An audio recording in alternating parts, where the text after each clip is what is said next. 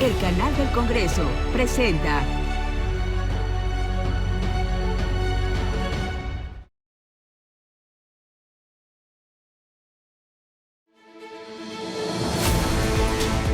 Bienvenidos a Vértice Internacional, soy Rina Musaldi, qué gusto saludarlos en este programa que revisa la geopolítica global y sus vínculos con nuestro país.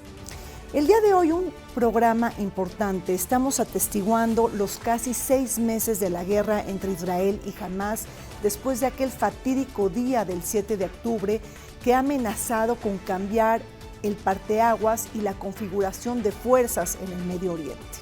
Nos hacemos varias preguntas.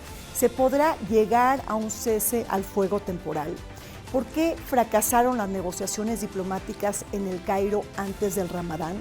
¿Se podrá resucitar esta idea de los 2 estados para los 2 pueblos? ¿Y qué pasaría si Trump regresa al poder? ¿Qué significaría para el juego político del conflicto palestino-israelí? Les pido por favor que me acompañen.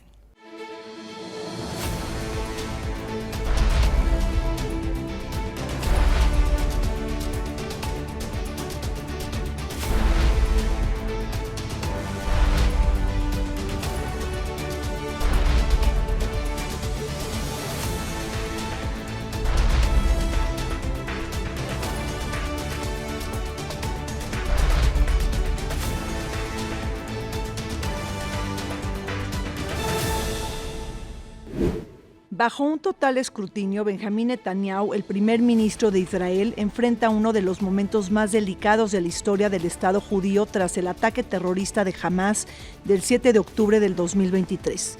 El más mortífero desde el fin del Holocausto y aquel que está cambiando la fisonomía del Medio Oriente bajo el nuevo acomodo de actores entre potencias centrales y regionales.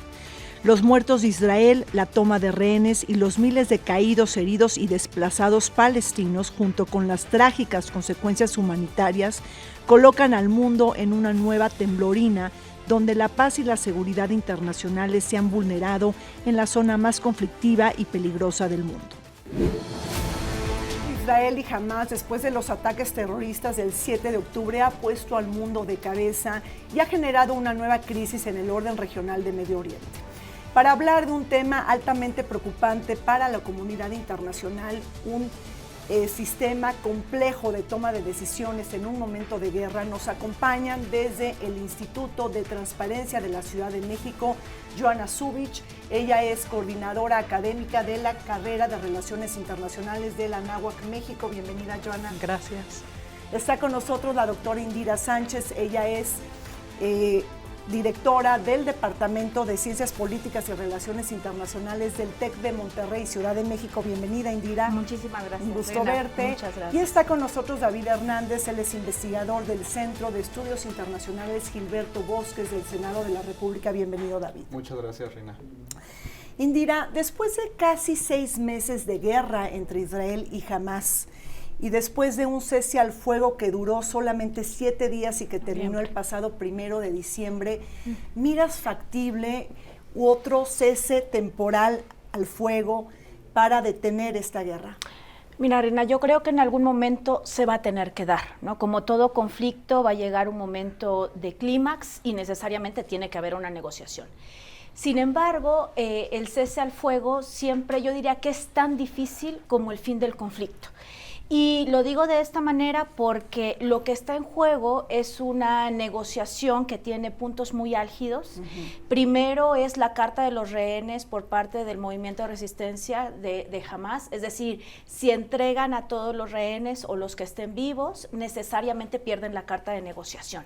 Y evidentemente se están intercambiando además por prisioneros palestinos que han tenido mucho tiempo. Uno de ellos, el más importante diría yo, es Marwan Barghouti, y por supuesto la segunda parte es el compromiso de parte del gobierno israelí que tiene que ver con el cese al fuego, pero además definitivo, que eso es lo que se está pidiendo, y eso ha sido muy complejo porque de parte del gobierno de Israel ha habido una negativa, específicamente Netanyahu y evidentemente la defensa, el ejército, ¿no? Ha habido con Ben Gvir, ha habido una negativa, ¿no? Frente a este proceso, porque evidentemente traería consigo que la gente pudiera desplazarse nuevamente hacia el norte de Gaza. Y ese desplazamiento suena tan difícil como el regreso de palestinos desde 1948. Entonces hay muchas cosas en juego que no permiten que se dé ese cese al fuego. Se va a tener que dar, no se visualiza de manera pronta, lo teníamos hace una semana casi en las manos, pero no se visualiza de manera pronta porque hay mucho en juego y específicamente lo que hay en juego es esta carta de los rehenes, ¿no? Ahora, Joana, con lo que dice Indira, tú ves una guerra prolongada, una guerra de desgaste, ¿lo podrá soportar jamás Israel?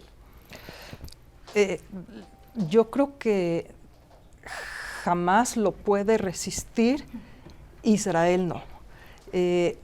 Yo pienso esta es una guerra no tradicional, con actores tradicionales, con ejércitos tradicionales, es una guerra con nuevos actores, jamás se comporta como una guerra de guerrillas, que ya sabemos cuáles son los resultados, le pasó a Estados Unidos con la guerra de Vietnam, etcétera.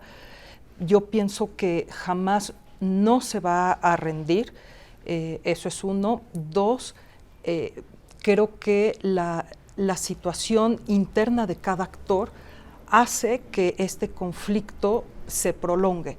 Yo creo que Netanyahu le está apostando a alargar este conflicto para él no caer, para que su gobierno no caiga, no se le juzgue, ya tenía asuntos pendientes y también muchos lo culpan por lo que pasó el 7 de octubre. Entonces yo creo que es por actores internos, están programándolo, pero sabemos lo que pasa, llevamos 2 años con la guerra entre Rusia y Ucrania, entonces la situación en Gaza se está complicando muchísimo.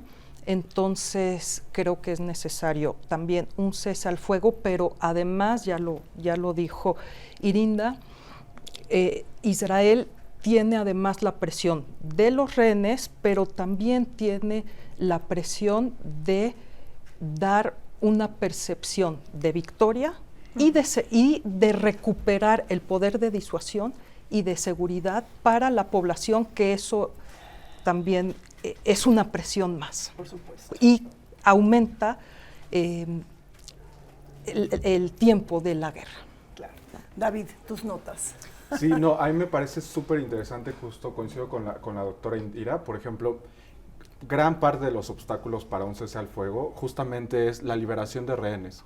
Esta carta que Hamas utiliza justamente para mantenerse activo, digamos que, y evitar de alguna manera que el ejército de Israel pues ataque de una manera más agresiva al grupo, dado que pues, mantienen a rehenes israelíes en su poder. Creo que es uno de los grandes obstáculos del propio cese al fuego, permanente o temporal. A mí me preocupa mucho el sentido de, ok, si no se negocia el cese al fuego, o el temporal o permanente, corre el riesgo, justamente se ha hablado mucho de esta guerra regional, de un conflicto armado prolongado, incluso donde participen otros actores, y es justo lo que mantiene, digamos, las mayores preocupaciones frente a sobre un posible cese al fuego. Y me parece muy interesante esta parte. Si no se negocia, si no se sientan a negociar, las posibilidades de que un cohete caiga en territorio donde no debía caer, las posibilidades de un enfrentamiento directo, no por un objetivo planteado a sí mismo, sino un error que suceden justamente en los conflictos armados, puede llevar a involucrar otros actores regionales, y es lo que se ha hablado mucho desde el inicio de este conflicto hace 6 meses.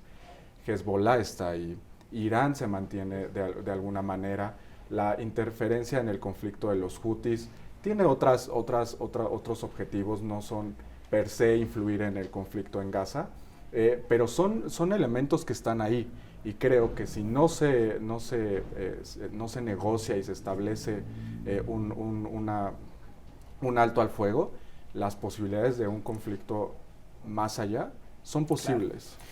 Ahora, me gustaría traer a la mesa esta idea de que estamos viendo actores políticos que no se benefician con la paz, es decir, la paz tristemente no es rentable políticamente. Indira, Joana, David, ¿de qué estamos hablando? Es decir, ni Hamás está buscando la paz, ni tampoco Netanyahu. Entonces, ¿qué tenemos que hacer para llegar a la paz? ¿Qué hacemos con esos actores políticos? Podríamos desear muchas cosas, pero hoy, ¿qué se puede hacer con esta situación, Indira? Yo creo que aquí hay toda una dinámica del binario guerra y paz. Sí. Y yo siempre creo que incluso la paz también tiene intereses, ¿no? Es decir, no hay una paz neutral necesariamente. Entonces podemos hablar de una paz estructural, podemos hablar de una paz positiva, de una paz negativa, ¿no? Todos estos conceptos que están dentro de las ideas de los conflictos y la negociación. Creo que dentro de los actores específicamente tenemos una necesidad de un diálogo incómodo. Claro. Es decir, tiene que haber una negociación incómoda porque efectivamente tenemos una autoridad palestina que siempre ha representado de manera legítima, ¿no? Desde Cisjordania de manera legítima los procesos de negociación.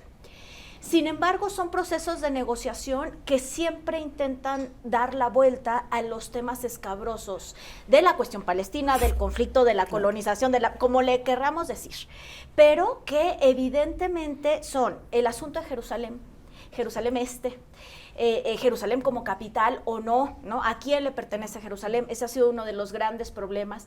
El retorno de los refugiados también, ¿no? Es decir, mientras que la población judía, evidentemente, a partir de 1948 puede regresar a Israel, los palestinos no pueden regresar. Y estamos hablando de 5 millones de refugiados. Es muchísima población. Entonces, son temas que siempre son muy escabrosos, por un lado. Por otra parte, jamás hay dos nacionalismos, esto lo incluso Joana lo estábamos comentando antes de cámaras, hay dos nacionalismos encontrados.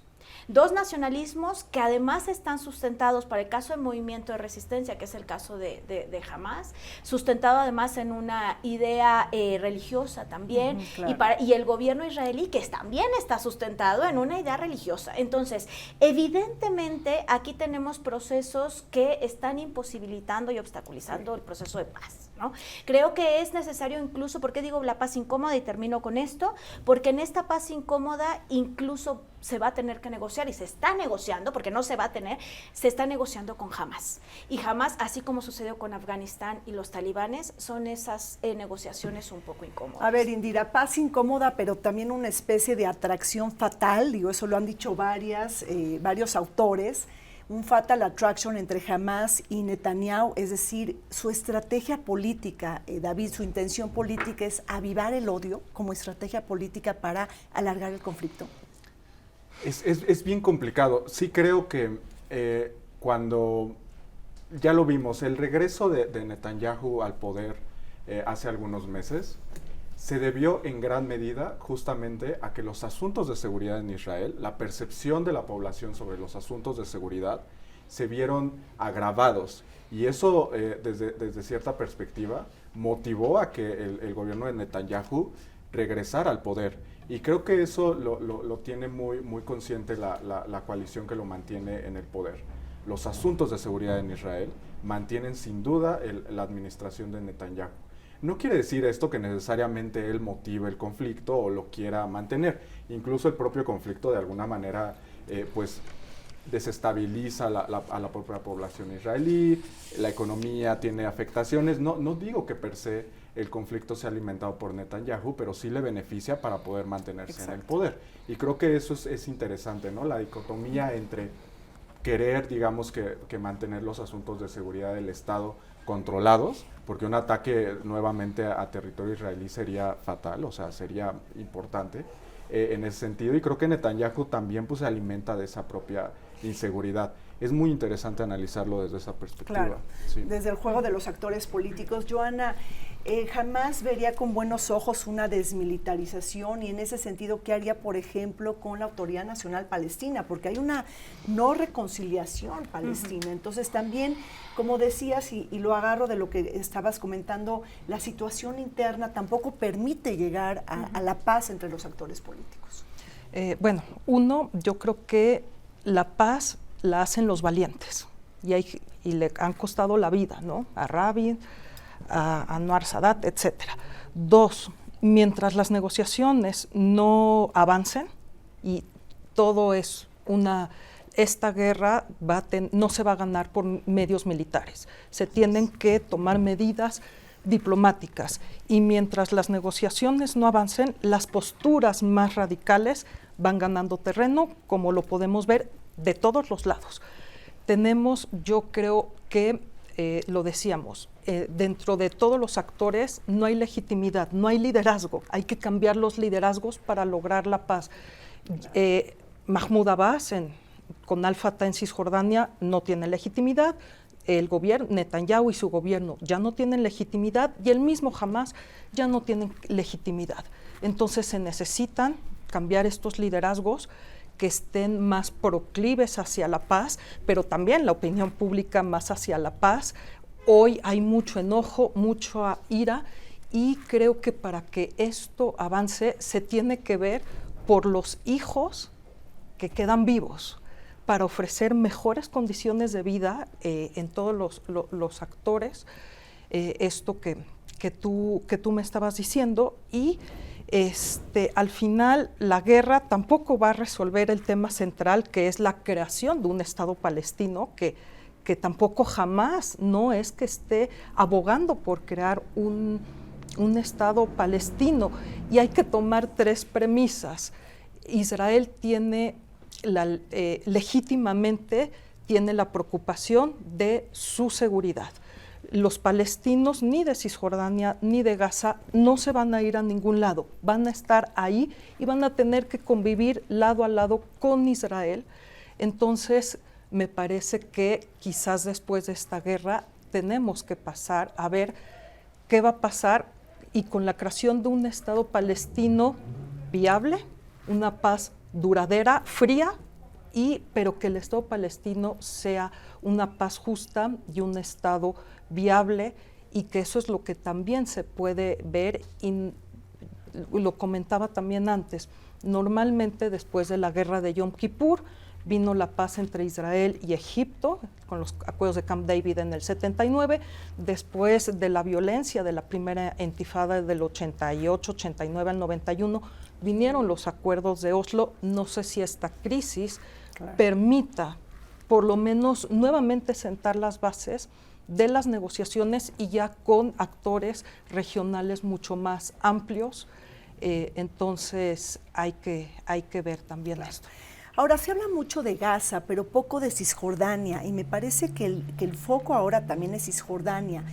La gente no sabe qué está pasando en Cisjordania. ¿Cuáles son las noticias más importantes que se han movido en estos últimos días? ¿Hay violencia? ¿Está la colonización? O sea, ¿qué está pasando ahí, Indira, David? Sí, en el caso de Cisjordania, bueno, antes de comenzar con Cisjordania, nada más quería mencionar una cosa, Rina, y ya pasó con Cisjordania.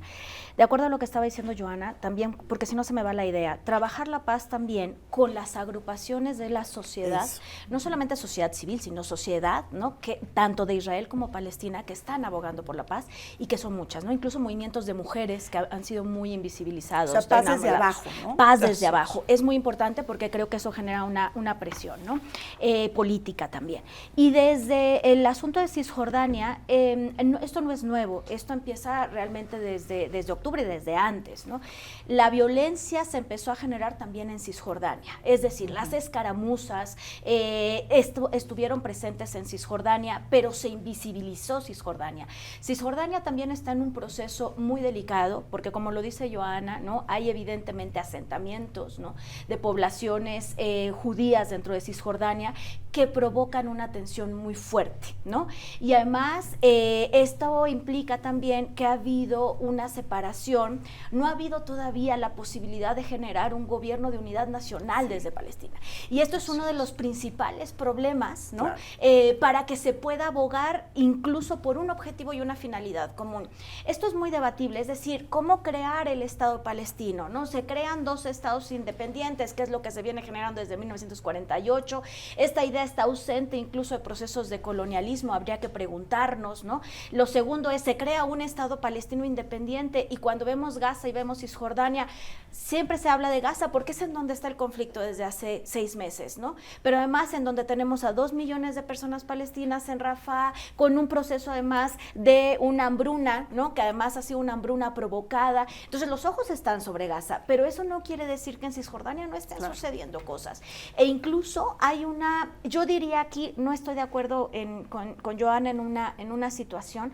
Creo que lo que ha provocado en el gobierno de Israel sí ha habido un proceso de ilegitimidad, pero curiosamente con Hamás, y de acuerdo a estadísticas que tenemos a la mano, Hamás ha tenido estaba perdiendo legitimidad, y lo que pasó a partir del 7 de octubre de la fue guerra que lo sube. Entonces, esto es un proceso muy difícil, porque en Cisjordania también lo que encontramos son movimientos de oposición a la autoridad palestina.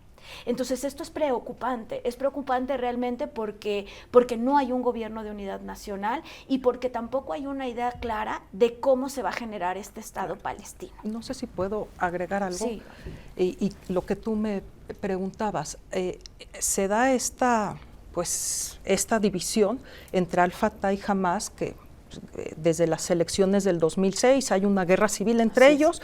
Al-Fatah se queda en Cisjordania y Hamás gobierna la franja de Gaza, y por más intentos que hubo entre ambos actores, no se dieron, pero también cuando se propone que Gaza sea gobernado o se le regrese a la Autoridad Nacional Palestina, también hay muchas estadísticas y muchas encuestas que estamos hablando desde el 2007 hasta hoy, 2024, la población de Gaza no conoce al Fatah.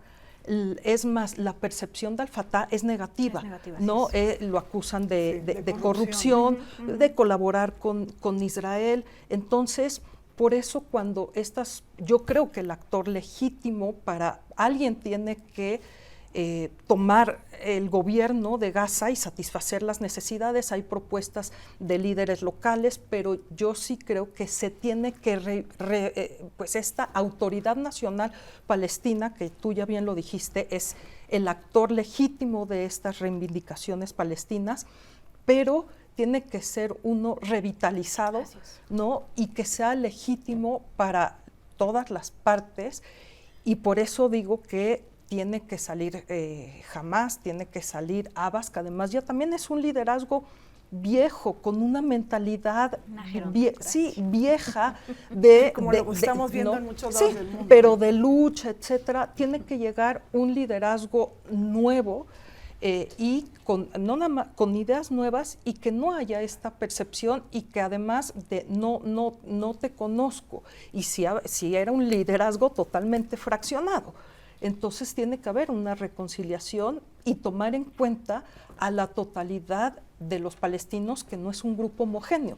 No es lo mismo las necesidades de Gaza que las de Cisjordania. Entonces tiene que haber esta reconciliación y en un nuevo liderazgo. Déjenme hacer un corte. Regresamos y también recordar que no ha habido elecciones en Palestina desde hace 16 años, desde el 2006. Que las canceló Abbas el año pasado. Se han pospuesto, y esto sin duda pues ha complicado mucho más el escenario. Volvemos. Desde el 7 de octubre del 2023 y hasta febrero de este año se han registrado alrededor de 1.200 muertes y 5.431 lesionados en Israel. Entre los soldados israelíes en Gaza se contabilizaron 238 fallecidos y 1.400 heridos, aunado a los rehenes todavía no liberados. Por su parte, del lado palestino, las cifras ascienden a 29.782 muertes y 70.043 heridos en la franja de Gaza. Desafortunadamente, se espera que el número de víctimas siga aumentando. La comunidad internacional presiona por una salida diplomática al conflicto y reclama un freno de los ataques ante las terribles consecuencias humanitarias.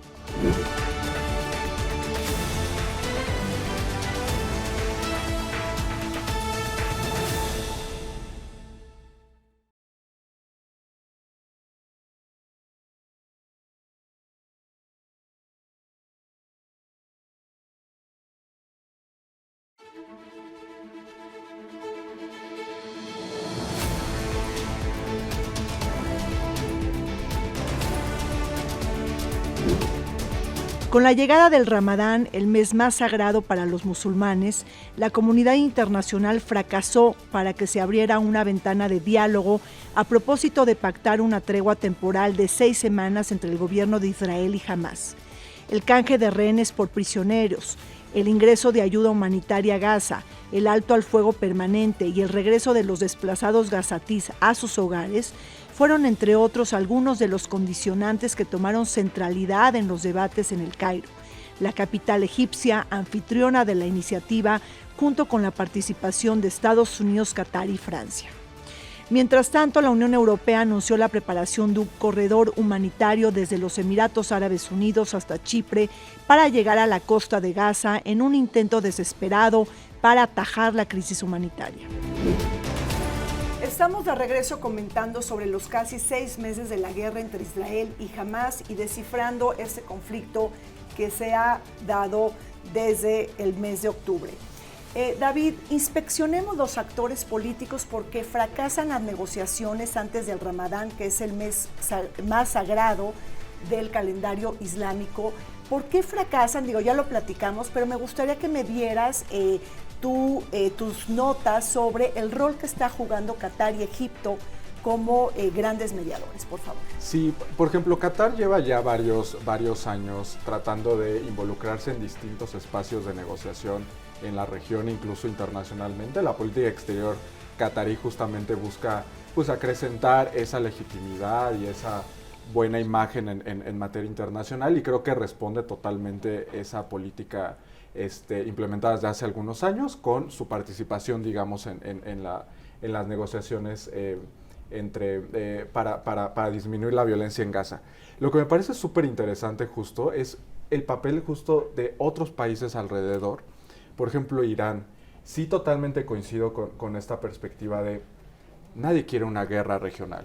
Nadie quiere una guerra regional, en el sentido de Irán no puede, las circunstancias económicas son muy difíciles para la población iraní, las propias protestas desde el año pasado también mantienen, digamos, que al gobierno pues tenso frente al descontento social generalizado, pero un error, una mala estrategia puede llevar, digamos, que a un conflicto regional, y creo que eso es lo interesante de esta perspectiva.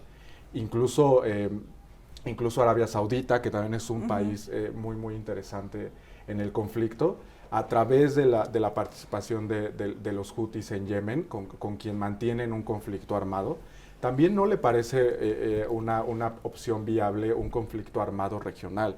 Al contrario, en la participación de los Houthis en el conflicto, una participación relativamente aislada, aunque con un discurso muy evidente. Para Arabia Saudita incluso esto le parece un compromiso difícil de llevar. Un conflicto armado no está en su agenda actualmente. Y creo que ahí es donde están las perspectivas de disminuir la tensión en Gaza, para disminuir los riesgos de una mala táctica y claro, una guerra regional. Ahora vamos a Occidente, Joana. ¿Joe Biden se podrá reelegir en un escenario de guerra? Pues tiene dos.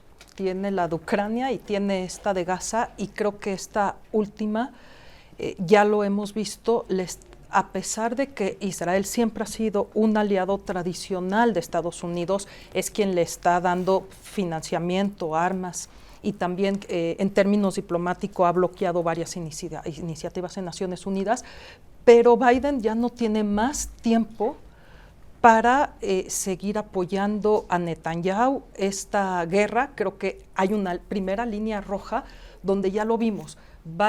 Los sectores más liberales y progresistas y voto joven del Partido Demócrata está presionando con esto. Dos, lo vimos en Michigan, donde mucha gente puso que está a favor de Biden, pero con ciertas reservas. Sí. Entonces, Biden está ahorita muy presionado. Es un año electoral, unas elecciones que seguramente van a ser Trump-Biden, donde los dos candidatos van a estar muy presionados por esta guerra y donde la opinión pública es negativa hacia Israel. Entonces, van a querer también presionar para que se finalice. Indira, ¿estás viendo un resquebrajamiento de la incondicionalidad de Estados Unidos frente a Israel, un Capitolio dividido? Esto también es una victoria de Hamás, sin duda. Y bueno, y de regresar Trump, ¿se va a amplificar la guerra o se va a contener? Mira, yo creo, es muy curioso, yo siempre lo comparo con México. México siempre ha sido presidencialista la política exterior.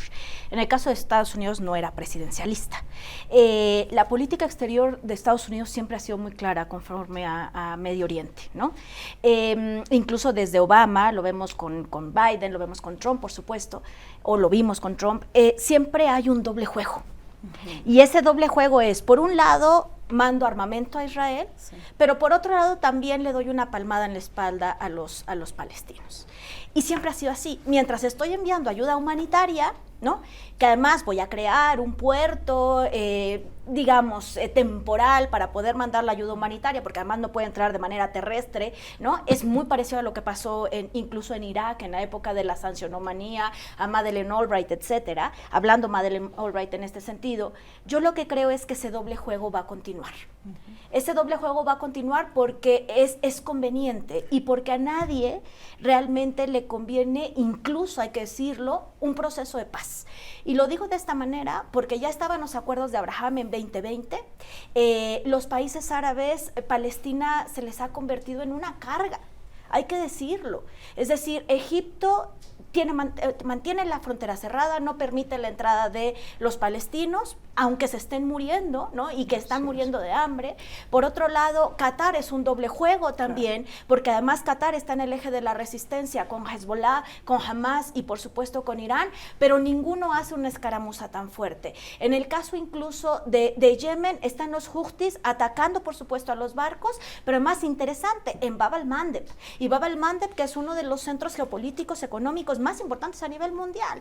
Y luego tenemos a una Arabia Saudita que estaba a punto de firmar la paz, pero al mismo tiempo una Arabia Saudita que tiene relaciones con Estados Unidos, pero que en la época de Trump también se vinieron un poco abajo y que termina relacionándose más Estados Unidos con Emiratos Árabes Unidos.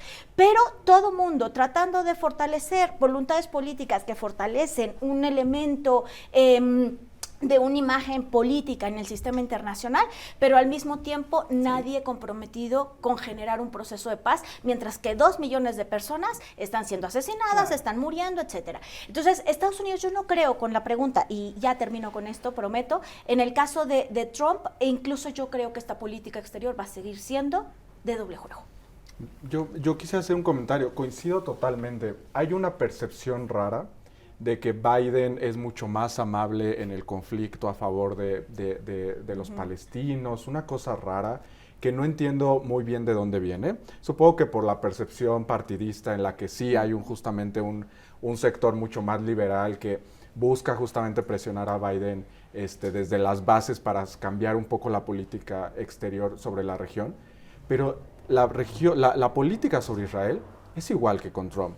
No hay, digamos, que un cambio real o radical sobre esa política. El armamento enviado está ahí, los lazos de cooperación está ahí. Sí hay un discurso distinto. Pero no se lleva con Netanyahu. Sí, correcto. Justo ese es el punto. Al final, y Trump sí tampoco. hay un asunto, digamos, distinto sobre la narrativa con Netanyahu. Va a empezar a presionar justamente en este contexto electoral para que esta rama, digamos, más liberal del Partido Demócrata se vea reflejada sus intereses ahí, pero no necesariamente va a cortar financiamiento, que es lo que muchas personas quisieran o piden, ¿no?, en ese sentido. Claro. Sí.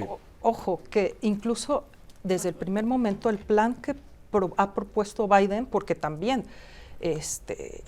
hay también atrás una rivalidad entre China y Estados Unidos. China ha aumentado su presencia en la región de Medio Oriente que antes no. Hay que recordar que gracias a China, Arabia Saudita e Irán en marzo del año pasado se acercaron. Entonces, sí creo que incluso Biden ha propuesto desde su plan que se establezcan relaciones entre Arabia Saudita e Israel. Con esto de los acuerdos de Abraham se marginó pues el tema palestino, que ahorita es lo que está regresando, pero también Arabia Saudita era la pieza central para hacer una rivalidad con la ruta de la seda de China. No hay que olvidarlo. Hay una propuesta que se unía, ¿no?, que se propuso en el G20 en septiembre del año pasado, donde se iba a unir India, Medio Oriente e iba a llegar a Europa. Es decir, la guerra entre Ucrania y Rusia, si la energía que Rusia daba a Europa ya no iba a llegar por el norte, ahora iba a llegar por el sur, por este plan, y Arabia Saudita era la pieza central porque era lo que conectaba a toda esta ruta para llegar a Europa, a Chipre. Entonces, creo que esto no hay que dejarlo al lado, porque atrás de todo esto es lo que creo que es uno de los factores que va a ser, y Estados Unidos le promete a Arabia Saudita también armamento, seguridad y el permiso de un plan nuclear para hacerle contrapeso al plan nuclear de Irán, que también son temas que no se han tocado, pero ahí sigue. Bueno, Y yo, rapidísimo. Ya sé que ya estamos a punto de terminar, pero también no hay que olvidar que China también tiene negociaciones con Israel en el ámbito de ciberseguridad. Entonces, por eso digo que la mayor parte de los estados... Y hay inversión de China y hay en Israel, inversión, mucha por inversión. supuesto, hay muchísima inversión. Entonces, creo que también es importante, por eso decía yo, siempre tienen un doble juego los actores políticos, ¿no? Y entonces China no solo está con países árabes, sino también con Ahora, Israel. lo que se ha dicho en esta mesa es que no hay condiciones para un cese al fuego temporal o definitivo. Tomamos en cuenta las situaciones políticas internas y el juego de los actores regionales. Pero quizá una apuesta de Trump es que el actor definitivo de influencia en Gaza sea no Irán, sino reemplazarlo por Arabia Saudita. Eso pudiera cambiar la correlación de fuerzas, David, y quizás ser una respuesta en mediano plazo para detener el conflicto.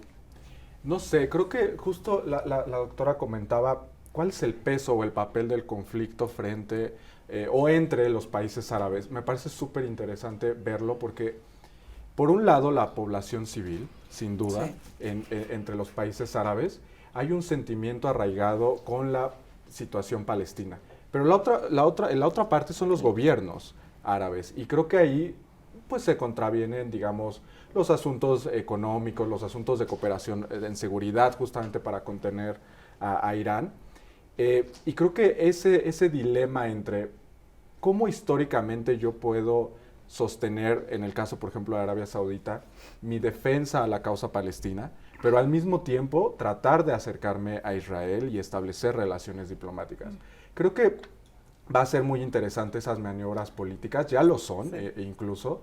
El argumento con el establecimiento de relaciones entre Emiratos Árabes Unidos e Israel fue: yo me voy a volver el diálogo, el interlocutor de la causa palestina directamente con Israel, y eso va a permitir presionar al gobierno israelí para que la situación cambie de alguna manera. No sucedió. Incluso se ha agravado el conflicto en la región. No sé si Arabia Saudita, digamos, que juegue esa misma carta y se presente como el interlocutor con el gobierno israelí, defendiendo la causa palestina. No se sostiene esa política. Pero ellos pudieran reconstruir toda la destrucción de la guerra. ¿Cómo lo ves, Joana? Alguien va a ganar. Y Qatar y Arabia Saudita, y eso de alguna manera pudiera cambiar la correlación de fuerzas políticas en la toma de decisiones, es decir. Yo creo que tanto Qatar y Egipto han sido los mediadores tradicionales entre Israel y Hamás, y creo que así lo van a hacer. Y subrayo, Egipto ha sido, en todas estas guerras entre Hamás e Israel, ha sido el interlocutor, y porque Egipto también tiene frontera con Gaza. Y ya lo decíamos, si a Egipto se le vienen 1 millón o miles de refugiados y se le asientan en la península del Sinaí, es una presión para el gobierno del presidente egipcio al-Sisi, donde también en la península del Sinaí hay grupos terroristas islámicos y demás que también pueden, ¿no?, presionar y jalar esta población, y por eso no ha abierto este paso. Entonces creo que tiene el interés. Qatar también tiene interés porque hay un liderazgo de Hamas que está en Qatar, los dos son de la hermandad musulmana, pero creo que ahorita ya se abrió el espacio para que más actores se involucren, también formen parte de a lo mejor gobierno transicional. Y hay que decirlo, estos actores, Arabia Saudita, los países del Golfo, Qatar, son los que tienen y van a tener el dinero para reconstruir Gaza, ¿no? Y se van a involucrar. Arabia Saudita había sacrificado la cuestión palestina para acercarse a Israel porque tiene que diversificar su economía, porque ya el petróleo ya no va a ser un elemento importante, Israel le va a dar estas energías renovables, etcétera. Pero esto atrajo que sin la solución del tema palestino no se pueden hacer estas alianzas para que la región se pueda establecer, ¿no?, y pueda tener estabilidad. Entonces, estos juegos creo que van a seguir, pero el tema palestino se va a tener que tratar. Pues este juego de transacciones que hace muy interesante vigilar el quehacer político de los estados. Vamos un corte, regresamos con un último bloque sobre la guerra de Israel y Hamas cuando ya cumple 6 meses de seguir adelante. Israel ha sido el mayor receptor acumulativo de ayuda exterior de Estados Unidos en el mundo. Desde su fundación ha recibido aproximadamente $300 mil millones en asistencia económica y militar. Otros países receptores de ayuda estadounidense en Medio Oriente han sido Egipto e Irak, pero aún combinando sus montos totales de asistencia, Israel lo supera. Durante el periodo 1971-2007, la mayor parte de la ayuda suministrada por Washington fue económica, a diferencia de la militar que sobresale hoy en día. Destaca que Estados Unidos haya acordado provisionalmente a través de un memorando de entendimiento proporcionar a Israel casi $4 mil millones al año hasta el 2028.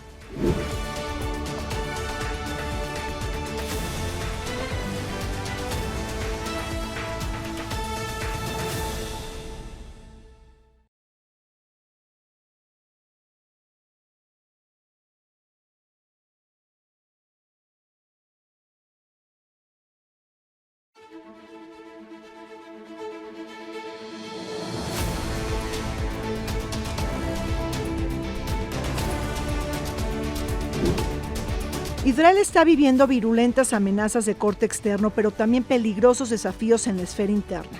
Las fallas en materia de seguridad e inteligencia, las discordias al interior del ejército y el debate acalorado por la reforma judicial que propició una polarización extrema entre los israelíes, fue leída por sus enemigos también como un signo de debilidad, un mensaje que se materializó con este ataque terrorista del pasado 7 de octubre cuando se cumplían los 50 años de la guerra de Yom Kippur. Recordemos que en las elecciones del 1 de noviembre del 2022, Netanyahu y su partido obtuvieron 32 escaños de 120 en disputa, lo que los obligó a conformar gobierno con los partidos ultrarreligiosos y ortodoxos. En cambio, en este mes las encuestas advierten que de llevarse a cabo elecciones anticipadas sería Benny Gantz quien se convertiría en el primer ministro de Israel.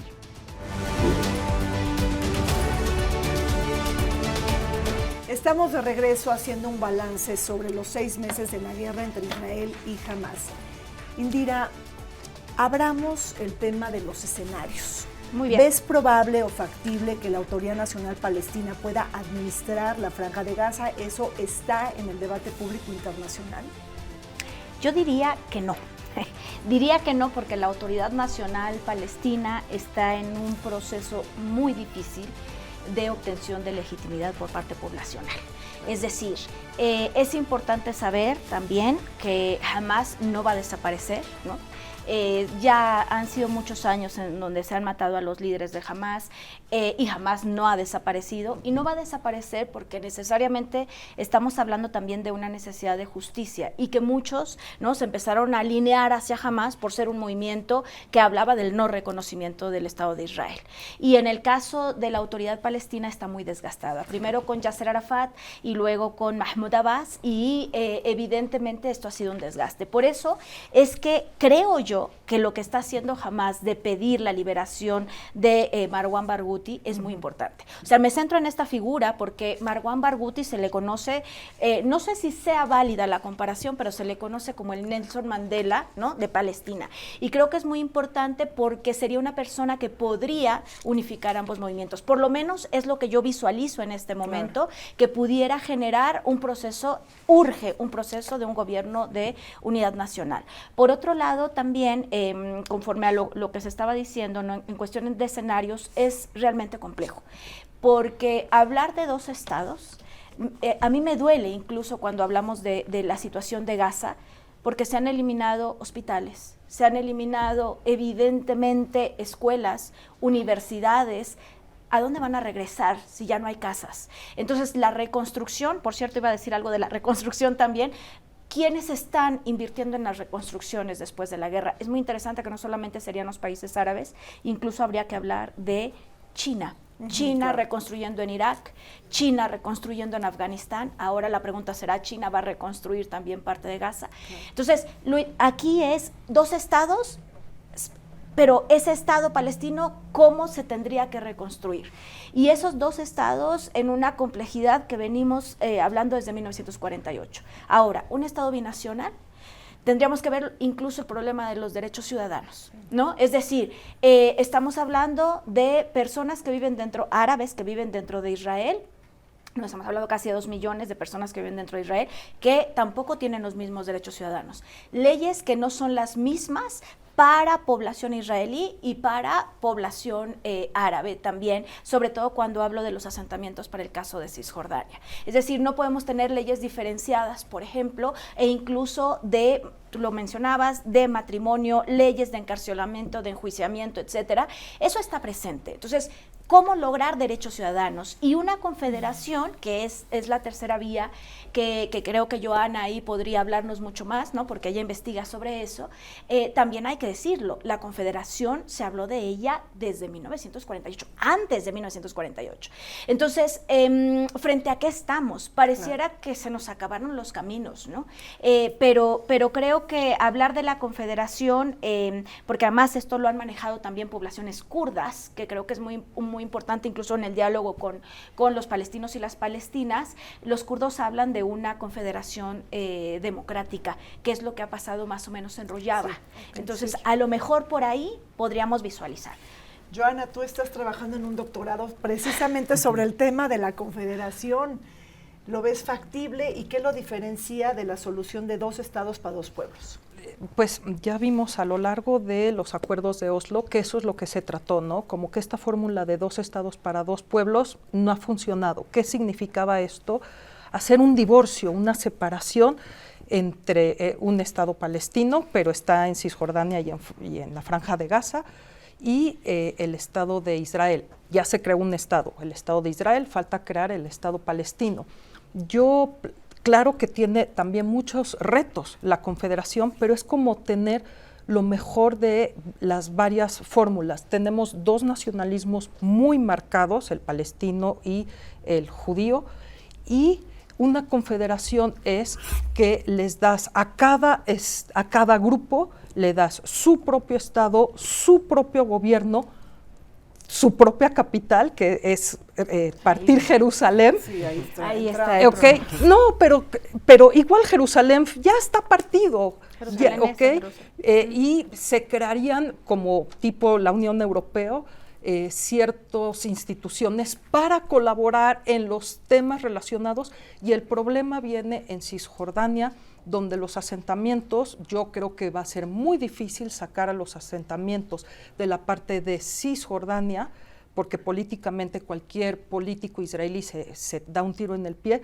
Por lo tanto, los asentamientos son es hablar de ciudadanía y de nacionalidad, es decir, son ciudadanos de Israel, van a votar en Israel, pero se quedan viviendo en el Estado palestino, donde el Estado palestino los tiene que respetar, porque hoy en Cisjordania no puede entrar ningún israelí, no entra ningún israelí, ¿no? Entonces, ¿qué hacer con estos asentamientos? En la Franja de Gaza desde el 2005 no hay presencia de ningún israelí, entonces es crear esta separación y unión y colaborar en los temas ríspidos.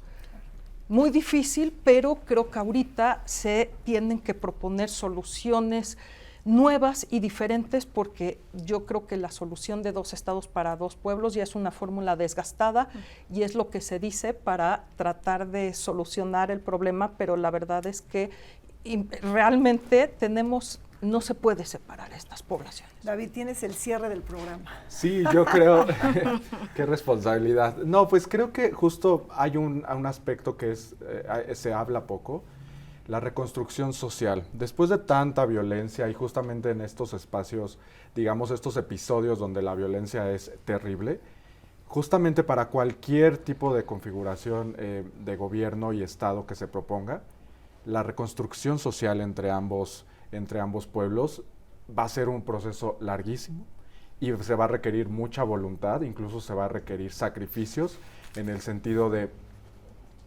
tendrás que convivir con alguien que te violentó. La violencia ha sido mutua, no hay forma, digamos, que de escapar de eso.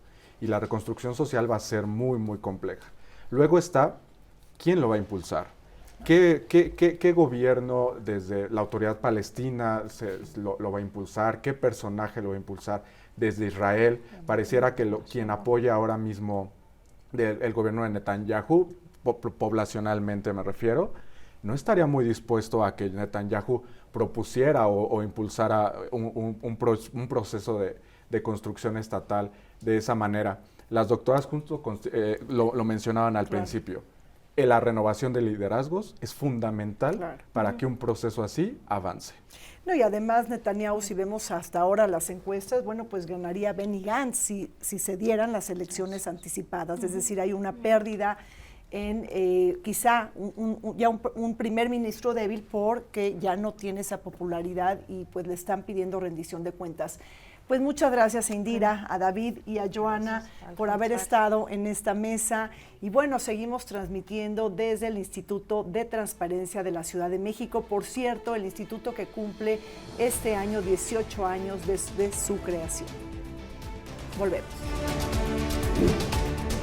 Recordemos que tras la guerra desatada entre Israel y Hamás, la Asamblea General de la ONU aprobó una resolución promovida por Jordania que solicitaba una tregua humanitaria duradera en Gaza, el cumplimiento del derecho internacional humanitario y el acceso sin restricciones a suministros básicos para la región. Además, solicitó la liberación inmediata de todos los civiles retenidos. México votó a favor de esta resolución. Paralelamente, una enmienda de Canadá que condenó los ataques de Hamás no logró la mayoría requerida para su adopción, reflejando la diversidad de posturas entre los países. La votación refleja la preocupación internacional por la situación en Gaza y el llamado urgente a la acción humanitaria. Se terminó el tiempo en Vértice Internacional. Zorrina Musali, me despido de ustedes. Nos vemos el siguiente martes, pero no sin antes agradecer al Instituto de Transparencia de la Ciudad de México todas las facilidades brindadas para la grabación de este programa. Hasta pronto.